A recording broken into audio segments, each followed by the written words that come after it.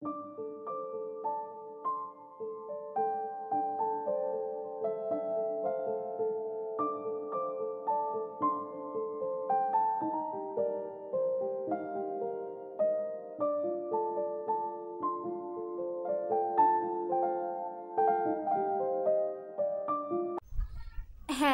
বন্ধুরা, good morning.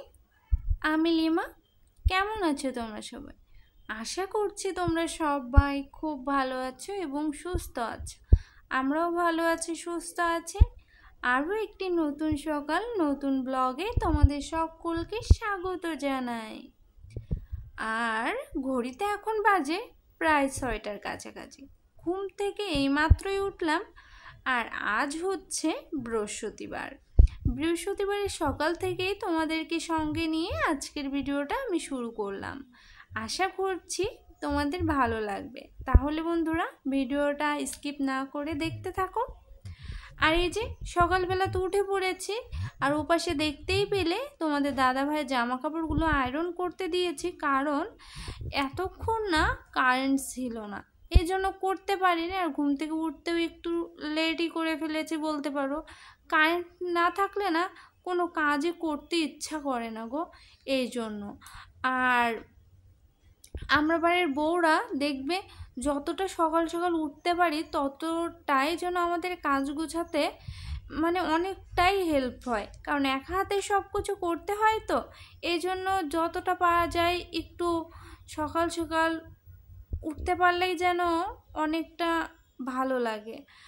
আর এই যে বিছানাটা তো গুছিয়ে নিচ্ছি, বিছানাটা গুছিয়ে যাব আবার সেই আয়রন করতে, কারণ কারেন্ট ছিল না বলে করতে পারিনি। আর রাতের বেলা না ভিডিও আপলোড দেওয়ার পর না আর ইচ্ছা করে না, কারণ সারাদিন এত কাজকর্ম করার পর রাতের বেলাটাও যদি একটু মানে রেস্ট না নিই তাহলে যেন শরীরটা চলে না গো। আমরাও তো মানুষ, তাই না? আমরা তো আর যন্ত্র না, এটাই। আর এই যে হাতের রুমালগুলো নিয়ে নিয়েছি, ভাবলাম একবার ঘরটা ঝাড় দিয়েই যাই, ঘরটা ঝাড় দিয়ে নিচ্ছি। আর জানো তো ঘরটা ঝাড় না দিলে হচ্ছে তোমাদের দাদাভাই এক্ষুনি আসবে স্নান করে, কারণ ঝাড় না দেওয়া ঘরে ঢুকবে, আবার পুজো দিতে যাবে, তো এই জন্য আগে ঘরটা ঝাড় দিয়ে নি। চলো, আর ততক্ষণ সাথেই থাকো, ভিডিওটা দেখতে থাকো।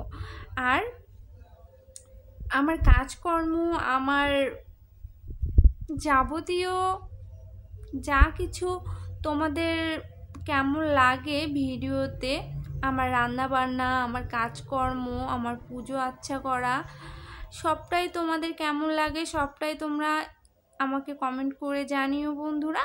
আর ভিডিওতে অবশ্যই একটা লাইক করে দিও। আর জানো তো বন্ধুরা, তোমাদের দাদা ভাই একদিন আগেই 2টা শার্ট, 3টা মতো শার্ট কিনেছে আর 2টা মতো প্যান্ট কিনেছে, কারণ বাইরে পরে যাওয়ার মতন একদমই তেমন ভালো কিছু ছিল না গো। ও তো কাজে তো ওকে বেরোতে হয়, আর আমি তো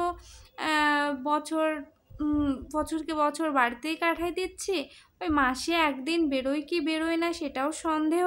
এই জন্য আমার ও তো লাগে না, আমার জামা কাপড়গুলো সব জন্য ওই তোলাই থেকে যায়, কোনো কিছুই তেমন একটা ব্যবহার করা হয় না, কোথাও গেলে যা একটু পরি, এই যা। আর এই যে স্নান সেরে চলে এসেছি, অনেকক্ষণ পর আসলাম জানো। ঘুরতে এখন প্রায় 10টা সাড়ে 10টার কাছে বাজে, আর ঝিরি ঝিরি বৃষ্টিও পড়ছে বাইরে। তো চলো তোমাদেরকে দেখাবো, আগে পুজোটা সেরে নিই। আর এই যে পুজোটা দিয়ে নিচ্ছি, আর তোমাদের দাদা ভাই তো কাজে চলে গেছে, আর ওর না আজ হচ্ছে একটু বাজারে যাওয়ার কথা আছে, কিন্তু আমি কিন্তু মূলত বারণ করে দিয়েছি যে ও বাজারে গেলেই হাবিজাবি কিনে নিয়ে আসবে, কোনো ভালো খাবার তো নিয়ে আসবে না, এই জন্য বারণ করেছি। কিন্তু তারপরেও যদি শোনে তাহলে তো ভালো, আর না শুনলেও কিছু করার নেই, ওই তো হার মেনে নিতে হবে, কিছু বলতে পারবো না। আর এটাই। আর এই যে পুজোটা সেরে নিচ্ছি, পুজোটা সেরে একটু কিছু মুখে দেবো আগে, তারপর বাকি কাজে আবার হাত দেব। আর এই যে বাইরের ওয়েদারটা তোমাদের সাথে একটু শেয়ার করে দিলাম বন্ধুরা, একদম বদ্ধ গ্রিলের ভেতর থেকেই যতটা পারলাম তোমাদের সাথে শেয়ার করলাম। আর এটাই। আর একটা কথা কি জানো বন্ধুরা, হয়তো আমার ভুল ত্রুটি থাকতেই পারে, হয়তো আমার ভুল ত্রুটিগুলো একটু বেশি, তাই না বলো? না হলে শ্বশুরবাড়িতে থাকতে পারিনি কেন? আর শ্বশুরবাড়িটা হয়তো আমি মনের মতো পাইনি, কিন্তু বরটা কিন্তু মনের মতোই পেয়েছি, যার কাছে আমার ইচ্ছের দাম আছে, যে আমাকে সব সময় নজরে নজরে রাখে আর যতটা পারে আগলে রাখার চেষ্টা করে, যাতে আমি সব সময় ভালো থাকি, আর যতটা পারে আমার কাজে হেল্প করে। আর এই যে তোমাদের দাদা ভাই বলতে না বলতেই মাছ নিয়ে এসছে, ঘড়িতে এখন প্রায় 2টা-2:30টার কাছাকাছি বাজে, আর এখন নিয়ে এসছে মাছ। আর অবশ্য মাছটা কেটেই নিয়ে এসছে, আমার আবার কাটতে অনেকটা দেরি হয়ে যাবে, কষ্ট হয়ে যাবে বলে, কারণ আমার রান্নাঘরটা এতটা ছোট যে উঠতে বসতে বেশ অসুবিধা হয় গো। আর এই জন্যই মূলত তোমাদের দাদাভাই মাছটা কেটে নিয়ে আসছে। বাড়িতে থাকলে কিন্তু বিয়ের পরে কোনো দিনই আমাকে মাছটা কেটে নিয়ে এসে দেয়নি তোমাদের দাদাভাই।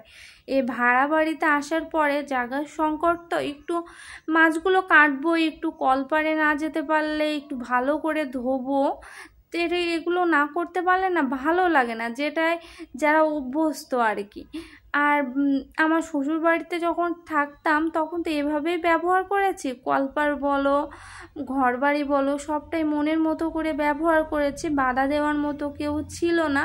হয়তো আমি আমার শ্বশুর বাড়িটা মনের মতো পাইনি, কিন্তু তাতে কোনো ব্যাপার নাই, কিন্তু আমি কিন্তু তাদের লক্ষ্মী বৌমাও হতে পারিনি, এটা হয়তো আমার দুর্ভাগ্য। সবার তো সব রকম ভাগ্য হয় না, এটা ভেবেই মেনে নিয়েছি। হয়তো আমার স্বামীর ভাগ্যটা খুব ভালো, কিন্তু আমার শ্বশুরবাড়ির হয়তো ভাগ্যটা ভালো নয় যে আমার মতো একটা বৌমা পেয়েছে তারা। কি করা যাবে, বউ তো ভালো পেয়েছে আমার বর, এটাই অনেক, ওর ভালো হলেই হলো, ও যাতে শান্তি আমিও তাতেই শান্তি, কিচ্ছু করার নেই। অনেক কটা তোমাদের কথা বলে ফেললাম। আর এই যে অগত্যা কোনো রান্নাই করছি না, শুধু একটু মাছে না একটু ডিমও হয়ে গিয়েছিল বাটিতে, ওই যে মাখলাম তোমাদেরকে দেখালাম। ডিমটা আমি ভেজে নেব, মানে মাছগুলো তো পুরোটাই আমাকে ভেজে নিতে হবে, মাছগুলো পাশের ওভেনটাতে দিয়েছি ভাজতে, আর এদিকে তরকারিটা করে নিচ্ছে, কারণ ঘুরতে এখন প্রায় 3:30টার কাছাকাছি বাজে, খেতে খেতে বেশ অনেকটাই দেরি হয়ে যাবে। আর এই যে জলটা দিয়ে দিলাম ফুটুক। আর এই দেখো কোনো বাটা মশলা দিইনি, শুধু লবণ হলুদ একটু জিরে ফোড়ন দিয়েছি, দেখো তরকারির কালারটা একদম কেমন এসছে না।